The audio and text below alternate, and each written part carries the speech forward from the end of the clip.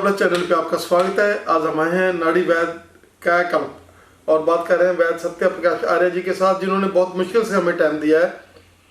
बात दरअसल ये है कि बहुत सारे एनआरआई वीर जो ये कहते हैं और बताते हैं कि रिजल्ट जो हैं वो अगर आपने लेने हैं तो आप आर्य जी से एक बार मिलें, वैद्य जी से, और आपको खाली पेट आना पड़ेगा और नब्ज के साथ ही ये सारी इलाज करते हैं। हम वी आर लक्की कि हमें समय मिला है इनके साथ बात करने का। वैद्य जी, स्वागत है आपका हमारे स्पेशल शो में। आप सभी का स्वागत है और स्वागत है उन्हें एनआरआई का, जो भारतीय विद्याओं पर विश्वास करते हैं। क्योंकि विदेशों में मैंने देखा है, विशेषकर कनाडा, अमेरिका के जो लोग मेरे पास आते हैं, वहाँ लोग कहते हैं स्पर्म नहीं बनते हैं, इनफर्टिलिटी दूर नहीं होती। तो मेरा बहुत अच्छा इलाज है जो वे लोग प्राप्त करते हैं और वो ठीक हुए हैं। ऐसा ही कैंसर पर भी विदेशों में स्तन कैंसर के बहुत ज़्यादा रोगी हैं और उनका मैं ठीक करता हूँ। अक्सर कनाडा में बहुत ज़्यादा रोगी हैं मेरे, जो स्तन कैंसर को, स्तन में बनने वाली गांठ को दूर कर देते हैं। तो दवाइयों का प्रभाव है और आयुर्वेद ही सर्वोत्तम है। इसलिए मैं सभी से यही बात कहता हूँ कि जब आप थक जाएं, परेशान हो जाएं, या दवाओं से या डॉक्टरों से परेशान होकर के ये कहने लग जाएं कि भगवान उठा ले तो अच्छा है, उस उठ जाने से पहले, उस चले जाने से पहले एक बार हमारे उस दहले में आइए और 15 दिन में आप देखिए आपका रिजल्ट कितना अच्छा मिलता है, आपको कितना लाभ प्राप्त होता है, ये देखिए। क्योंकि मैं लंबा इलाज नहीं करता, हम ये कहते हैं 15 दिन में आपको रिजल्ट मिलता है तो आइए, नहीं तो अपना इलाज जहाँ आप कर रहे हैं वहाँ करते रहिए। वैसे जैसे पंजाब जो शुगर का गढ़ बन चुका है और आपने शुगर के वो पेशेंट्स जो पहले तो प्री डायबिटिक थे, उनको तो मेडिसिन खाने की जरूरत ही नहीं पड़ी, और वो लोग जो मेडिसिन पर भी थे उनको भी आपने एक नई जिंदगी दी है। शुगर को आप किस तरह से लेते हैं?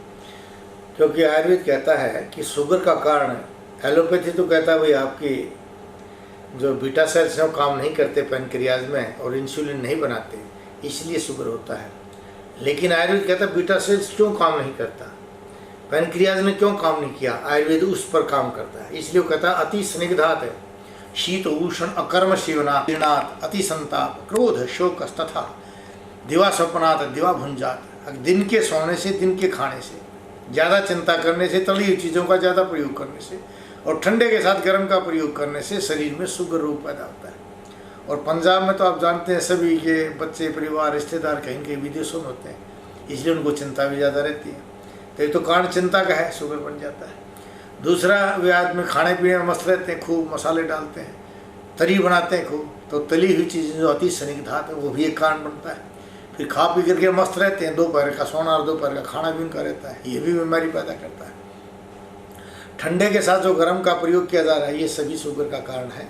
और आयुर्वेद में परमहे रोग को 20 प्रकार का बताया गया है। प्रचुरम वारम वारम व मेहन मूत्र त्यागम करोति। जब आप रात को 1, 2 या 3 बार पेशाब जाने लग जाते हैं तो समझो आपको शुगर हो गया। लेकिन एलोपैथी जब बताएगी जब उनके टेस्ट में आ जाएगा, नहीं तो कहता अभी ना प्री डायबिटिक और ना आप डायबिटीज़ के रोगी हैं। कभी आपको हार्ट का रोगी बताएगा, कभी सर्वाइकल का रोगी बताएंगे, कभी माइग्रेन का बताएंगे। लेकिन आयुर्वेद कहता है कि जब बार बार आप पेशाब जाना शुरू हो जाता है या रात को आप पेशाब जाना शुरू हो जाता है, पैरों में झंझनी हो जाती है, आपकी आंतें कमज़ोर हो जाती हैं, यानी गैस बननी शुरू हो जाती है, नसों में सिकुड़न पैदा हो जाती है जिससे सर्वाइकल, माइग्रेन या हार्ट अटैक या बीपी के रोग बन जाते हैं, तो समझो आपको शुगर हो गया। और हम इसलिए, क्योंकि आपका शुगर होने का कारण जो हमारा था, हम उसका परहेज दूर कर देते हैं। पथ्य सेवन हकीम भेषजम, परहेज से रहिए तो बीमारी नहीं बनेगी। तो हम उनको परहेज बताते हैं, भाई तली हुई चीज़ नहीं खानी और सुबह 4 से 9 के बीच में भोजन कर लीजिए, भोजन के बीच में पानी पीजिए और दिन में आपने पानी नहीं पीना, दिन में खूब पानी पीजिए, भोजन नहीं खाना है। भाई इस तरह से कीजिए, शुगर तो अपने आप ठीक हो जाता है। मीठे का शुगर से कोई परहेज नहीं है, कोई मतलब नहीं है मीठे का। नहीं तो मीठे से अगर शुगर का मतलब होता, आप लोगों ने मीठा तो बंद ही कर दिया। लेकिन आज भी शुगर की गोली खानी पड़ती है, क्योंकि मीठा उसका कारण नहीं था। शुगर का कारण था आपका अपच, जो गैस बनी। शुगर का कारण था टेंशन। शुगर का कारण था आपकी इंटेस्टाइन का कमज़ोर हो जाना। आप उसको मजबूत कर दीजिए, गैस का बनना बंद कर दीजिए, ना बीपी रहेगा, ना सर्वाइकल रहेगा, ना माइग्रेन रहेगा और ना शुगर रहेगा। इसलिए मेरे यहाँ जो रोगी आते हैं मैं उनको कहता हूँ मीठा कोई परहेज नहीं। हमारे पहले पूर्वज देखते थे, ब्याह शादी में पहले लड्डू खिलाते थे, बाद में साग पूरी आती थी। बाद में जब से आप लोगों ने मीठा खाना शुरू किया, आपको शुगर बढ़ गया। अगर आपको ठीक होना है तो पहले भोजन में मीठे से शुरू कीजिए और बाद में शुगर चरचरे से आपको भोजन करना चाहिए। इसलिए कहते हैं भोजन अंते तक्रम पेयम, भोजन मध्य अमृतम पेयम। भोजन के बीच में जो पानी पिया जाए वो अमृत का काम करता है, और भोजन के बाद में जो तकर पिया जाता है, लस्सी या नमकीन खाई जाती है, वो अमृत का काम करती है। तो भोजन के बाद में नमक का प्रयोग करा के पेट साफ करने की औषधि देते हैं हम। इसमें अग्नि तेज हो जाती है, अग्नि तेज होने से गैस बननी बंद हो जाती है। जब गैस नहीं बनती तो सर्वाइकल, माइग्रेन, जोड़ों का दर्द ही खत्म हो जाता है। गैस नहीं बनती तो आपका बीपी ठीक हो जाता है, खून नया बनता है तो गाढ़ा खून ठीक हो जाता है, जो आपको बहुत बड़ा फायदा देता है, एनर्जी देता है। जब रस से रक्त बनेगा, क्यों रसात रक्तम ततो मांसम मांसान वेदस्ततो अस्थि अस्थनो मज्जा मज्जात शुक्रम शुक्रात गर्भम प्रजायते। जो खाते हैं उससे रस बनता है, रस से रक्त मांस वेद अस्थि मज्जा और शुक्र धातु का निर्माण होता है। जब शुक्र धातु का निर्माण हो जाता है तो नपुंसकता दूर हो जाती है। शुगर के रोगी अक्सर नपुंसकता की तरफ बढ़ जाते हैं, चाहे वो लेडीज है चाहे पुरुष है। तो जब आप इस चीज़ का प्रयोग करते हैं तो मैं कहता हूँ 2 महीने में, एक फौजियों की यहाँ होती है परेड, वो कहते हैं जैसे थे, हम वैसे ही कहते हैं 2 महीने में आपको जैसे थे वैसे ही बना देंगे। आपके अंदर एक एनर्जी आ जाएगी, चुस्ती फुर्ती आ जाएगी, काम करने की इच्छा पैदा होगी और जोश आ जाएगा शरीर में, वैसा ही हो जाए जैसे बचपन में आता है। क्योंकि हम आपके सिस्टम को ठीक कर रहे हैं, हमें बीमारी से कोई मतलब नहीं, हम आपके रीज़न को दूर कर रहे हैं, बीमारी का जो कारण है उसको दूर कर रहे हैं। इसलिए जब कारण दूर हो जाएगा सदा के लिए ठीक हो जाएंगे। यही कारण है कि आज लोग जो है पूरे वर्ल्ड से हमारे पास शुगर का इलाज कराने के लिए आते हैं। पूरे वर्ल्ड से लोग साइग्रेन माइग्रेन के रोगी आते हैं, हर्निया के रोगी आते हैं, नपुंसकता के रोगी आते हैं, और जिनके घुटने खराब हो जाते हैं वे रोगी आते हैं। क्योंकि हम रीजन पर काम करते हैं, आयुर्वेद ही रीजन पर काम करता है। इसलिए कहता है सायु भेषज सायु चिकित्सा ये रोगान समेत न अन्य अन्य रोगम उदीरियेत। यानी चिकित्सा उसी को कहा गया है जो रोग का शमन तो कर दे लेकिन किसी अन्य रोग को पैदा ना करे। लेकिन आप तो अब जानते हैं कि एलोपैथी में तो अनाज जैसी दवाइयाँ खा खा करके ब्रेन ट्यूमर बन गया है, बुखार की दवाइयाँ खाते खाते लीवर का कैंसर बन गया, दर्द की दवाइयाँ खाते खाते गठिया, गठिया से बीपी, बीपी से सर्वाइकल, माइग्रेन, पैरालाइज, न जाने कितने रोग बन गए।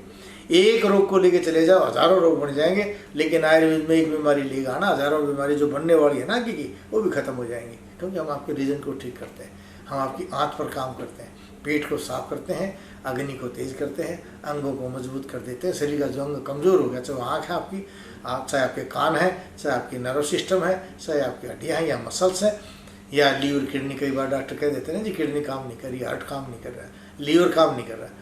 हम कराएंगे काम, क्योंकि भगवान ने तो शरीर इतना अच्छा बनाया है, थोड़ा सा ध्यान देने की जरूरत है। और थोड़ा सा ध्यान के यही देना कि बच्चा चबा के खाओ, टाइम लगाओ, भोजन के बीच में पानी पियो, खुश रह के खाओ, और जो बनाने वाला उसके सामने बैठ कर भोजन करो। यानी घर से भोजन खा के चलो, होटलों का भोजन बंद कर दो, दफ्तरों में खाना बंद कर दो। क्योंकि एकांत और शांत कहा गया, भोजन करना तो एकांत में करो, और बनाने वाले के सामने सराहना करते भोजन करोगे तो शुगर तो वैसे भी ठीक हो जाएगा, बीपी वैसे ही ठीक हो जाता है। इसलिए हमारे यहाँ रोगी खुश रहते हैं, खूब घी दूध खिलाते हैं, मीठा खिलाते हैं, और रोग को जड़ से खत्म करते हैं। पीसीओडी की हम बात कर लें तो पीसीओडी के आपके पास कितने पेशेंट्स आपने क्योर किए हैं, चाहे वो पंजाब से हैं, हरियाणा से हैं, एनआरआईज हैं, क्या कहना चाहेंगे कि पीसीओडी जो पंजाब में थोड़ा सा ज़्यादा, बाकी स्टेट से पंजाब में थोड़ा ज़्यादा पीसीओडी के पेशेंट आते हैं? पंजाब के लोग मस्त आदमी हैं, खूब तला हुआ खाते हैं। जो ज़्यादा तली हुई चीज़ों का प्रयोग करते हैं अक्सर महिलाएं, और वे पीसीओडी की रोगी हो जाती है। दूसरा, वो घी का प्रयोग नहीं करती, कभी मोटी ना हो जाए। जो चाय पर चाय पीती हैं पतला रहने के लिए, स्लिम ड्रिम रहने के लिए, उससे 2 बीमारी पैदा हो जाती है। उनको पीसीओडी बन जाता है, और आजकल अर्थराइटिस बहुत ज़्यादा बन रहा है, आर फैक्टर पॉजिटिव हो जाता है उनका, पूरे शरीर में दर्द होने लग जाता है। क्योंकि जैसे गुब्बारे में आप फूंक भरेंगे तो गुब्बारा फूल जाता है। जब शरीर में उचित मात्रा में घी का या मीठे का प्रयोग नहीं किया जाता तो शरीर में गैस बनने लग जाती है, और गैस जहाँ जाएगी, जिस अंग को प्रभावित करेगी, वहीं गांठें बन जाती हैं। जब शरीर में महिलाओं के रक्त नहीं बनता है तो पीसीओडी की समस्या पैदा हो जाती है, समय पर मेंसेस नहीं आते, दर्द के साथ आने लग जाते हैं, और बड़ी दिक्कत पाती। कई बार तो महिलाएं ऐसी हो जाती कि उल्टी और बेहोशी तक भी आ जाती है, और डॉक्टर उनको दवाइयाँ देते हैं, उनका मेंसेस सदा के लिए ख़त्म कर देते हैं। लेकिन आयुर्वेद कहता है इस कारण को दूर कर दीजिए, इनको अच्छा खिलाइए। जिस महिला को आप सुबह सुबह दही पिला दोगे उस लड़की को कभी पीसीओडी नहीं हो सकती, उस लड़की को कभी थायराइड नहीं होगा, उस लड़की को कभी आर फैक्टर पॉजिटिव नहीं होगा, और पीसीओडी की तो कोई समस्या ही नहीं है, वो बन ही नहीं सकती है। क्योंकि जब उचित मात्रा में रक्त का निर्माण हो गया, तो कोई भी बीमारी आपके अंदर पैदा नहीं होती। इसलिए मैं कहता हूँ महिलाओं को अक्सर दही का प्रयोग खिला दीजिए, या बच्चों को सुबह सुबह दही का प्रयोग करा दीजिए। बच्चों में कोई बीमारी ही नहीं बन सकती है। पहले पेट पूजा, बाद में काम दूजा। सुबह सुबह जिसको आप भरपेट भोजन खिला दोगे वो कभी बीमार ही नहीं हो सकता। दिन भर आप खूब पानी पीजिए और फिर शाम का भोजन कीजिए। लेकिन इन्होंने हमारे को रोगी बनाने के लिए अलग अलग कहावतें बना दी कि सुबह ब्रेकफास्ट करना चाहिए, जबकि प्रकृति में कफ बढ़ता है, हमें भरपेट भोजन करना चाहिए सुबह उठते ही। दोपहर में पित्त बढ़ता है तो हमें गर्म को दूर करने वाली चीज़ें खानी चाहिए। जैसे आप ड्राई फ्रूट खाते हैं वो खा सकते हैं, फल फ्रूट जूस ले सकते हैं, लेकिन आपको भरपेट भोजन सुबह सुबह कर लेना चाहिए, अच्छे घी के साथ करना चाहिए। इसलिए आयुर्वेद कहता है स्नेहम मधुरम आहारम अमृत तुल्यम वर्तते।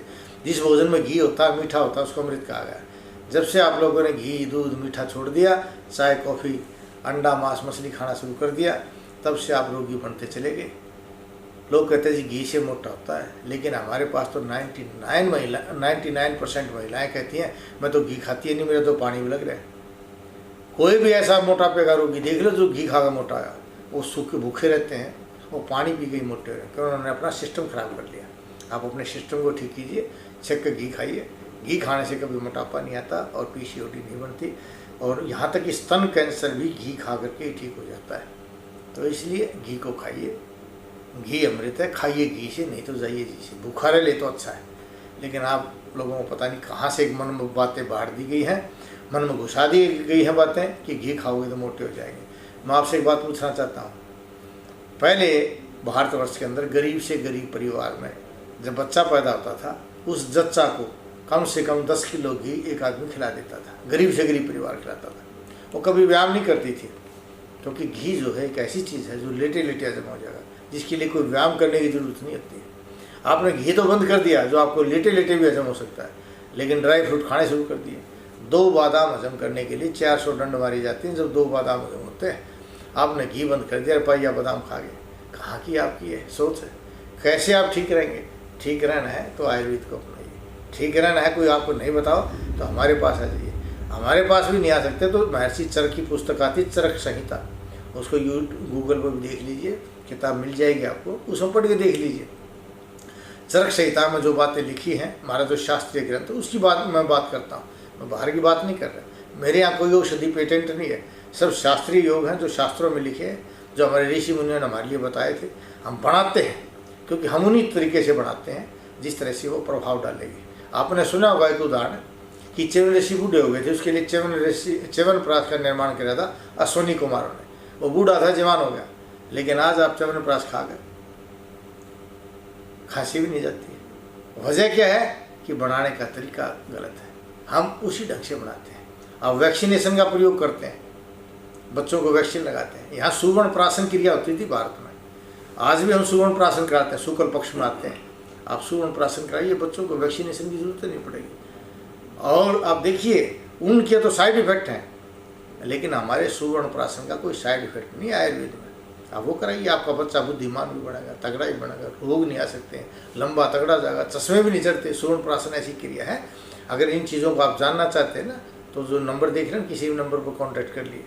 और एक और बात, आजकल आप विभिन्न प्रकार बच्चों को अलग अलग ऑयल क्रीम्स का प्रयोग करा रहे हैं, वो सभी आपके बच्चों की स्किन को डेड कर रहे हैं। वो हाईली उनमें जेल डाला जाता है, उनमें वसा चर्बी का प्रयोग करा जाता है, वे आपके बच्चे की त्वचा को खराब कर देते हैं।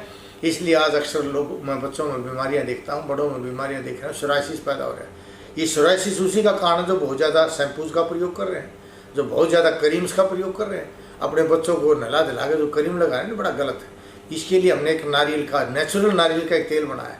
अब वो नेचुरल नारियल का तेल जिसमें थोड़ा सा नींबू डाला गया है, और उसको डाल के जो हमने बनाया है, उसमें गुलाब जल है, आप अपने चेहरे में लगाइए, बच्चों को नहला के उसके बाद लगाइए। सर्दी में लगाइए, बच्चों की त्वचा नहीं फटेगी, मुलायम त्वचा रहेगी, वो नेचुरल है। जिसको नारियल का तेल आप बोलते हैं, गोड़ा का तेल भी बोलते हैं ना, उस तेल से बनाया है, जिसमें कोई केमिकल नहीं, कोई पेस्टिसाइड नहीं डला हुआ, कोई भी आपके शरीर को रिएक्शन नहीं करेगा। आप मंगवा सकते हैं, उसको प्रयोग करो, अपने बच्चों के जीवन को बचाइए। क्योंकि नहीं तो सभी बच्चे या सोराइसिस के रोगी बन जाएंगे, या सारे बच्चा खाज खुजली होने लग जाएगी, या फिर इन बच्चों की जो है स्वित्र कुष्ठ जो सफ़ेद दाग का रोग बन जाएगा, क्योंकि ये उन्हीं केमिकल्स का प्रभाव। और तीसरी बात, अब जो विभिन्न प्रकार के पेट साफ करने के, दांतों को साफ करने की जो टूथपेस्ट का प्रयोग कर रहे हैं, ये भी सभी आपके दांतों को निकालने की चीज़।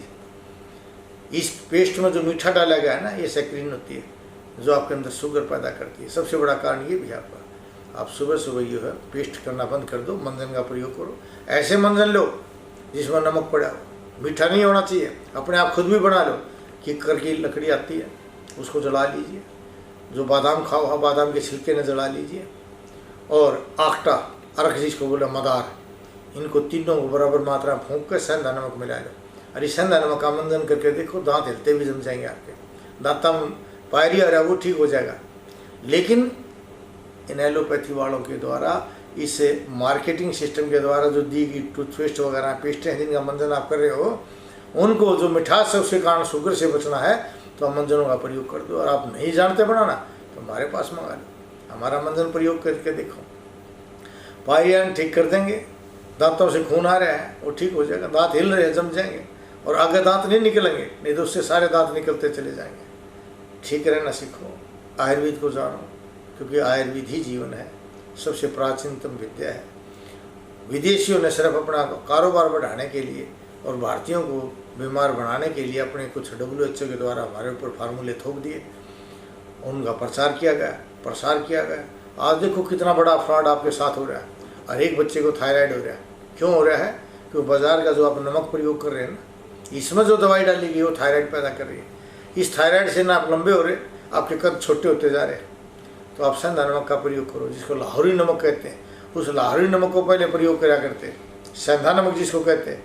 उस सेंधा नमक को घर में ले और पीसो, अपने आप थायराइड दूर हो जाएगा।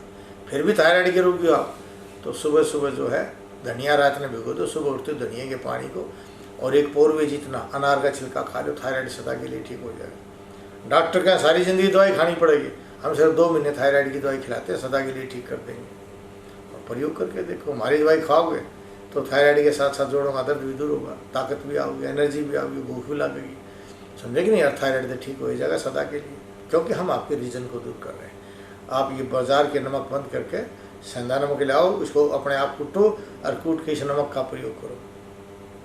सेंधा नमक प्रयोग करने से कभी चश्मे नहीं चढ़ते, एसिडिटी नहीं बढ़ती, BP नहीं बढ़ता, लेकिन डाइजेशन होता है, पेशाब खुल आता है, किडनी की बीमारी दूर होती है। लीवर सोराइसिस जैसे रोग जो सेंधा नमक प्रयोग करने से ठीक हो जाते हैं, आप उसको प्रयोग करो। मेरा अनुभव बताता है और मेरे शास्त्र बताते हैं, आप वहाँ जाकर देख लीजिए। मैं जो आपको बता रहा हूँ वे सभी चीज़ें वो है जो हमारे शास्त्रों में कही गई। हमारा आखिरी क्वेश्चन है आपके साथ, ब्लड प्रेशर और हार्ट, जिसके लिए आपने वो पेशेंट्स जो बहुत ज़्यादा घबराए हुए थे, उनको लगता था कि हमें सर्जरीज करानी पड़ेंगी, और आपने उनको नई ज़िंदगी दी है, उसके बारे में क्या कहना चाहेंगे? कि BP या heart attack, paralyse, brain haemorrhage, ये कोई रोग आपका हार्ट के कारण नहीं होता, ये रोग होता है आपकी पेट के कारण। अगर आपका डाइजेशन सिस्टम कमज़ोर हो जाता है तो खाए पिए का रसात रक्तम ततो मांसम, जब रसअग्नि कमज़ोर हो जाती है तो जो रसवह संस्थान है वो सिकुड़ जाते हैं और वहाँ शिष्ट बन जाती है। जैसे फिलोपिन ट्यूब में गांठ बन गई है, शुक्राणु जहाँ से नहीं आ रहे वहाँ गांठ बन गई, या कहीं भी पानी की जो चीज़ है वहाँ गांठ बन गई, ये रस धातु की विकृति से बनता है। और जब मांस धातु विकृत हो जाता है तो हार्ट अटैक, BP, पैरालाइज, ये चीज़ें बन जाती है। क्योंकि जहाँ से ब्लड बह रहा है वो जब कच्चा रस बनेगा तो नाड़ी सिकुड़ जाती है, जहाँ सिकुड़ गई वहाँ ब्लड नहीं जा पाता और हवा के प्रेशर से गांठें बन जाती हैं। जो गांठें बढ़ती हैं तो आपके शरीर के अंदर रोग पैदा हो जाते हैं। तो आयुर्वेद क्या कहता है, पेट को साफ कर दो, अग्नि को तेज कर दो। वो कहते हैं जी स्टंट लगा दिया, एक लगा दिया, फिर दूसरा लगाओगे, तीसरा लगाओगे, फिर वो नुकंगे तरह पेसमेकर भी लगाना पड़ेगा। क्यों लगाना पड़ा पेसमेकर? क्योंकि जो खून गाढ़ा बना था उसका रोकना उन्होंने ठीक नहीं किया। क्यों बना था गाढ़ा, उसको दूर नहीं किया, उन्होंने स्टंट ला दिया, लेकिन धीरे धीरे वो रास्ता भी भीड़ा हो जाएगा, इसलिए दूसरा स्टंट लगाना पड़ा। खून गाढ़ा क्यों हो रहा था? क्योंकि आपकी डाइजेशन सिस्टम कमज़ोर था, उसको मजबूत कर लो। डाइजेशन सिस्टम कैसे मजबूत होगा? जब आप सुबह सुबह जल्दी भोजन कर लोगे, जब भोजन के साथ घी का प्रयोग करोगे तो आपका हार्ट मजबूत रहेगा। जब हार्ट मजबूत रहेगा तब पंपिंग पूरी करेगा, पूरी पंपिंग करेगा, सारी की नसें अपने आप खुल जाएंगी। और जब पंपिंग पूरी नहीं करेगा तो जो एरिया में नहीं पहुंचागा वो एरिया ब्लॉक होता चला जाएगा। अगर पैरों में ब्लॉक हो गया जाकर तो नरोवेरिकोज बोलेंगे, पैरों में जलन होने लग जाएगी, नसें सूजने लग जाएंगी, साथ टाइट होने लग जाएंगी, कमर में दर्द बढ़ने लग जाएगा, नीचे का शासन होने लग जाएगा, क्योंकि वहाँ तक हार्ट का प्रेशर नहीं पहुँचा। हार्ट का प्रेशर अगर किडनी की तरफ नहीं पहुंचा तो किडनी डैमेज हो जाएगी, लीवर की तरफ नहीं पहुंचा तो लीवर सिरोसिस बढ़ जाएगा, क्योंकि हार्ट ही पंपिंग करके पूरे शरीर की नसों को खोलता है। और हार्ट मजबूत कब होगा? जब उसके पास शुद्ध रक्त जाएगा, जिसमें घी होगा, मीठा होगा, जब वो खून बन के हार्ट के पास जाएगा तो हार्ट पूरा पावरफुल रहेगा।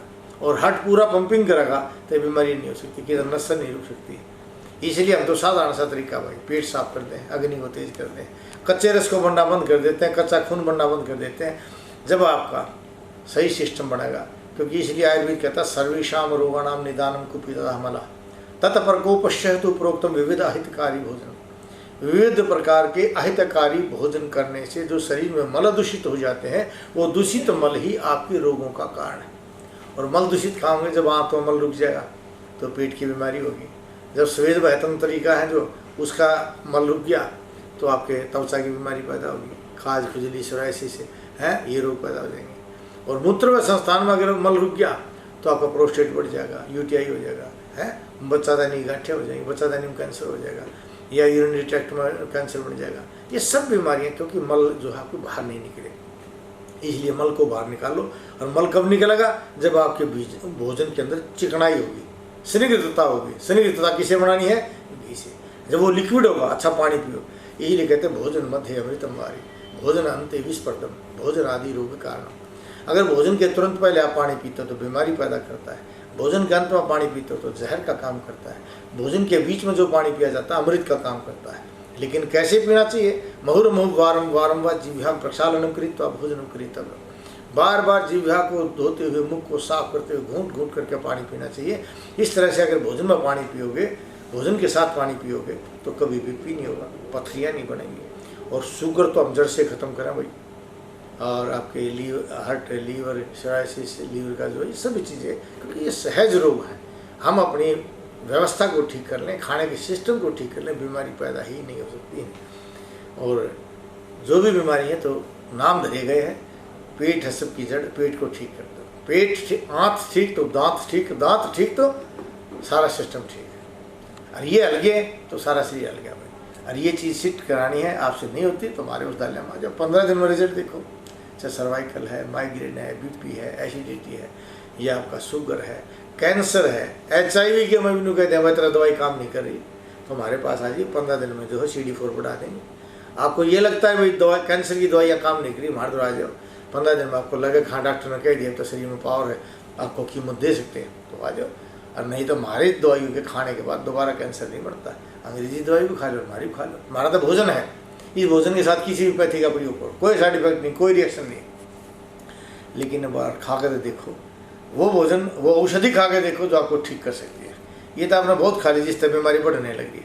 एक बार फिर आयुर्वेद की शरण में आओ, विशेषकर नाड़ी वैद्य कायाकल्प रोहतक में आइए या दिल्ली में आइए और हमारी दवाई का प्रयोग करके देखिए। फिर हम आपको बताते हैं 15 दिन में क्या रिजल्ट मिलता है और दवाइयाँ क्या होती है और आयुर्वेद क्या है। क्योंकि मैंने आयुर्वेद को जिया है, मैंने आयुर्वेद को पढ़ा है और मैंने अनुभव किया है। इसलिए मैं अपने अनुभव के आधार पर, अपने औषधियों की ताकत के आधार पर, उस आयुर्वेद विज्ञान के आधार पर कहता हूँ कि जब आप थक जाएं, परेशान हो जाएं, आपका मन करने लग जाए कि भगवान उठा ले, तो अच्छा उस उठ जाने से पहले, उस चले जाने से पहले एक बार हमारे पास आ जाइए, 15 दिन में अपना रिजल्ट देखिए। वैद्य जी, आपने हमें अपना कीमती समय दिया और हमारे दर्शकों को इनफर्टिलिटी, गुड्डे चूल्हे बदलने, शुगर की प्रॉब्लम, हार्ट की प्रॉब्लम, माइग्रेन की प्रॉब्लम, थायराइड की प्रॉब्लम, आपने सभी से अवगत कराया। आपका हमें समय देने के लिए धन्यवाद। और हम आपसे साथ रूबरू करते रहेंगे, टाइम लेते रहेंगे, चाहे आप कितना भी कहते रहें नहीं, लेकिन फिर हम लोग आपके पास जलंधर से आकर आपके समय लेकर आपके साथ मिलते रहेंगे और आपके यूजफुल टिप्स है जो वो सारे दर्शकों के रूबरू करते रहेंगे। आपका हमें समय देने के लिए धन्यवाद। दर्शकों, नीचे फ़ोन नंबर चल रहे हैं, यूट्यूब का लिंक चल रहा है, आप यूट्यूब खोलकर डॉक्टर साहब का कोई भी प्रोग्राम है जो उसमें भी देख सकते हैं। और जो भोजन की है, जो डॉक्टर साहब ने चीज़ें कही, आप कोई भी चीज़ मंगाना चाहते हैं वो भी मंगा सकते हैं। डॉक्टर साहब का, वैद्य जी आपका बहुत बहुत धन्यवाद। आप सभी का बहुत बहुत धन्यवाद। आप किसी भी रोग का घरेलू इलाज जानना चाहते हैं तो हमारा यूट्यूब चैनल नाड़ी वैद्य कायाकल्प देख लीजिए। आपका इलाज या समाधान नहीं होता तो कमेंट कीजिए, आपके प्रत्येक सवाल का जवाब अवश्य मिलेगा। हम चाहते हैं आप उस प्रत्येक रोग का इलाज जानें जो आपके दादा दादी, नाना नानी जानते थे, यानी घरेलू नुस्खे आपको आने चाहिए। सीधा आपको डॉक्टर के पास नहीं भागना चाहिए, हज़ारों बीमारी तो वहीं नष्ट हो जाएंगी आपकी। तो इसलिए हमारे साथ आप इनके साथ जुड़े रहिए। आप भी स्वस्थ रहेंगे, हम भी स्वस्थ रहेंगे। जय भारत, जय भारती।